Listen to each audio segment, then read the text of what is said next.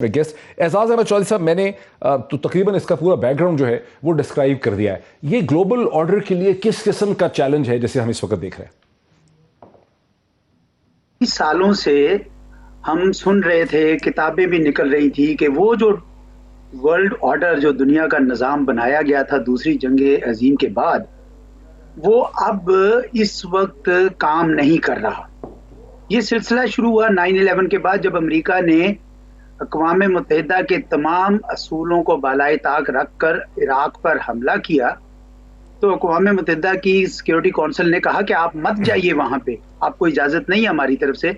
लेकिन उन्होंने कहा कि हम तो कोएलिशन ऑफ द विलिंग बनाएंगे, उस पर जाएंगे। उसके बाद डोनाल्ड ट्रंप साहब भी जब आए, उन्होंने भी कहा कि हम यूनिलैटरली अमेरिका फर्स्ट। तो एक ऐसा सिलसिला शुरू हो गया कि पूरी दुनिया में सबने कहा कि अच्छा जी, फिर हम भी यानी यूनिलैटरल एक्शन करेंगे। आपको याद होगा कि हिंदुस्तान भी बड़ा शेर हो गया। 2016 में पहले क्लेम किया, जो झूठा क्लेम था, झूठा दावा था, और फिर 2019 में बालाकोट पे बाकायदा स्ट्राइक कर दी। तो दुनिया में ये चल निकला कि भाई जो आपने करना है सो करो। ये जितने असूल बने हैं सॉवरेनिटी के, टेरिटोरियल इंटेग्रिटी के, ये सारी किताबी बातें। अब ऐसे में जो क्या नया, क्या बैलेंस ऑफ पावर क्या नया बनेगा, क्या कोई वर्ल्ड ऑर्डर होगा भी कि नहीं होगा, क्या इसी तरीके से दुनिया जिसका जोर चलेगा, is the law of the jungle coming back, या माइट इज राइट वाला सिलसिला चलता रहेगा। इसके ऊपर मेरे ख्याल में इस तनाज़े के बाद से एक बड़ी शदीद बहस शुरू हो जाएगी, क्योंकि अब लगता यह है कि ये मामला जो है, जो चल पड़ा है, बड़ी ताकतों को भी और छोटी ताकतों को भी मिल बैठकर जो सर जोड़ना पड़ेगा कि इस तरह नहीं होता। ये नहीं हो सकेगा कि एक कोई फिलॉसफी, जिस तरह आपको याद है जब सोवियत यूनियन खत्म हुआ था तो उस वक्त तो एंड ऑफ हिस्ट्री उन्होंने फ्रांसिस फुकुयामा ने थ्योरी निकाल दी थी कि अब लिबरल डेमोक्रेसी की जीत हो गई और कैपिटलिस्ट इकोनॉमीज की जीत हो गई, अब दुनिया खत्म। हालांकि ऐसा नहीं था। इसी तरीके से अभी भी इनको कोई ना कोई रास्ता निकालना पड़ेगा। सबको, हर एक का अपना डेवलपमेंट का रास्ता है। जिस तरह चीनी कहते हैं कि अब हमने तो किसी मुल्क पे कब्जा या हमला किए बगैर अपने आप को डेवलप किया है। तो मुख्तलिफ रास्ते हैं, ये करना पड़ेगा।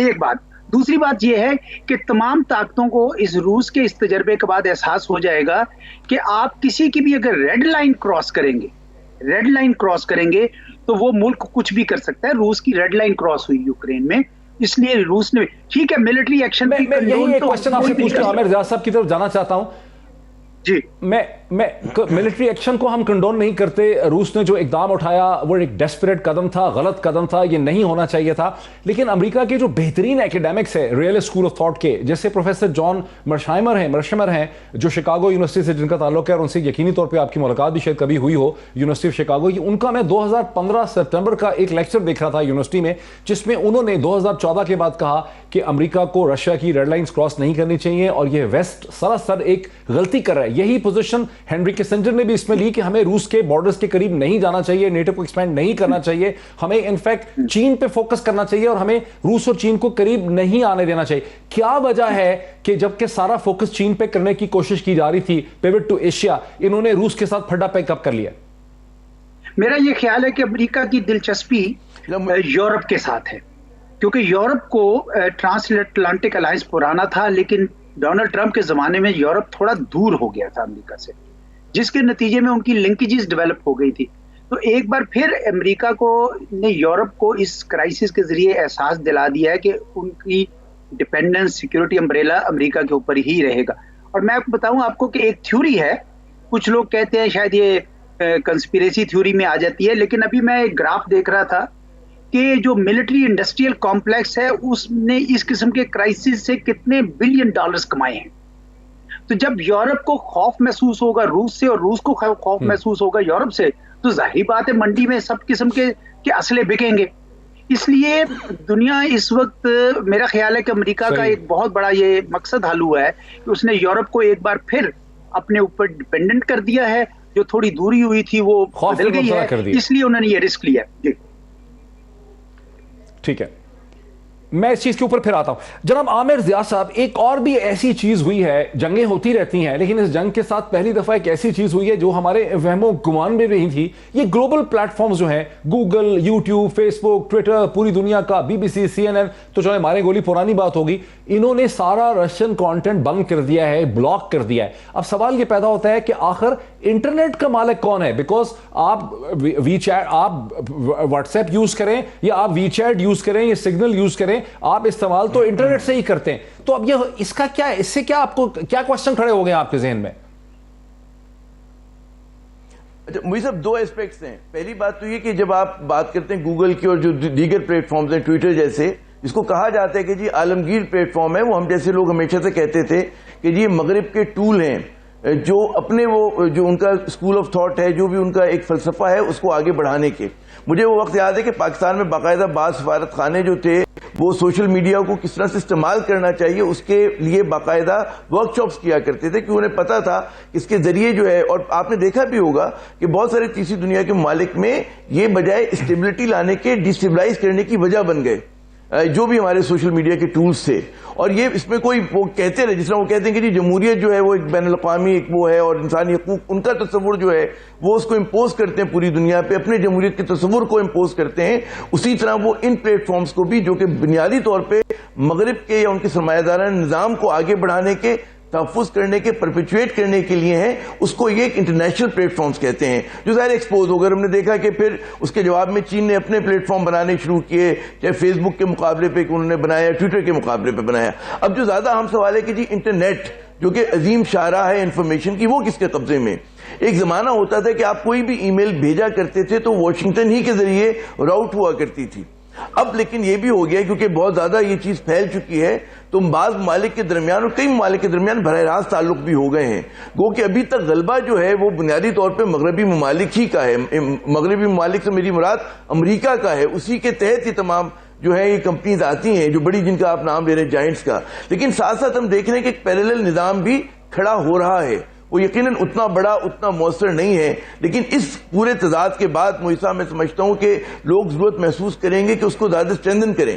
مطلب ہے کہ پاکستان اور چین کے درمیان براہ راست بھی ایک انٹرنیٹ کا نظام ہے, اور اس کو بالکل وہ نہیں کہا جا سکتا کہ جی اس کو امریکہ بالکل کیپ کر دے گا. تو یہ صورتحال جو ہے میرے خیال میں جاری رہے گی, اور آنے والے دنوں میں مجھے لگتا ہے کہ جو پھر جو کہتے ہیں نا کہ درمیانی طاقتیں ہوں گی, وہ بھی اپنے آپ کو جو ہے مضبوط کریں گی کہ اس معاملے میں, انٹرنیٹ کے معاملے میں اس کو پھیلا سکیں. جی اب جو بھی فیصلہ کریں گے اس کی قیمت ادا کرنی پڑے گی. لیکن میں ذاتی طور پر یہ سمجھتا ہوں کہ پاکستان نے یہ درست فیصلہ کیا ہے کہ وہ کسی کیمپ میں نہیں جائے گا. اس کا یہ مطلب نہیں ہے کہ ہمارے امتحان کم کڑا ہوگا, امتحان تو پھر بھی کڑا ہوگا. آپ سوچ سکتے ہیں کہ اگر ہم صرف امریکہ کے ساتھ ہو جاتے کہ جی IMF سے بچیں گے, FATF سے بچیں گے, تو یہ جو چین کے ساتھ ہماری, جس نے ایسے وقت میں ہمارے ہاں سرمایہ کاری کی جب کوئی نہیں آتا تھا, دہشت گردی کے خلاف جنگ کر رہی تھی, اور روس اور سینٹرل ایشیا سے جو آج پہنچے ہیں ان کے ہمارے صدر ازبیکستان کے, یہ سب کے سب کمپرومائز کرتے ہیں ہم. اگر ہم چین کی طرف اور روس کی طرف مکمل طور پر ہو جائے تو لوگ کہتے ہیں کہ جناب آپ کی تجارت تو ساری ادھر ہوتی ہے. اس لیے پاکستان جیسے ملکوں کے لیے مشکل ہے. لیکن میں آپ کو بتاؤں کہ پاکستان سے بھی زیادہ مشکل ہندوستان کی ہے, کیونکہ ہندوستان تو باقاعدہ حلیف بن چکا ہے امریکہ کا, اور امریکہ نے سرمایہ کاری کر رکھی ہے اس کی ملٹری. لیکن اس کے باوجود ہندوستان نے سیکیورٹی کونسل میں بھی ووٹ نہیں دیا اور جنرل اسمبلی میں بھی ووٹ نہیں دیا امریکہ کے ساتھ. جی کیونکہ آج بھی دیکھیں, ابھی اس وقت بھی خبروں میں گرم ہے کہ کیا امریکہ کاٹسا کے تحت ہندوستان پہ وہ پابندیاں لگائے گا جب وہ S-400 بیلسٹک میسل ڈیفینس لے گا اس سے, امریکہ سے, روس سے. تو یہ اس وقت ان کے لیے کہیں زیادہ مشکل ہے, کیونکہ وہ آلریڈی امریکہ کے پلڑے میں پاؤں رکھ چکے تھے. وہاں تو ہندوستان کو ویور مل چکا ہے. جی وہی میں کہہ رہا ہوں کہ پھر آپ کی بات ہوگی نا جو آپ نے پہلے بات کی تھی کہ کوئی اصول نہیں ہے. اصل میں ہر چیز ان کے اپنے مفاد میں ہے. اگر وہاں پہ ان کے اپنے قومی مفاد میں ہے تو پھر کیا پاکستان کو اپنے قومی مفاد میں فیصلے نہیں کرنے چاہیے؟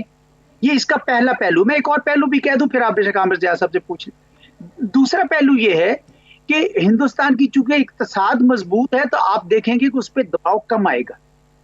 لیکن جب پاکستان جس کے اندر اگر اس کے اندر ہاؤس ڈیوائیڈڈ ہو اور آپ کی اقتصاد کمزور ہوگی تو آپ پہ دباؤ ڈالنے کا زیادہ کوشش کی جائے. تو اس سے یہ سبق سیکھنا، اور یوکرین سے بھی سبق سیکھے. یوکرین بھی ایک بٹی ہوئی قوم نکلی، ایک تقسیم شدہ قوم نکلی، تو اس وجہ سے وہ میدان جنگ بن گئی.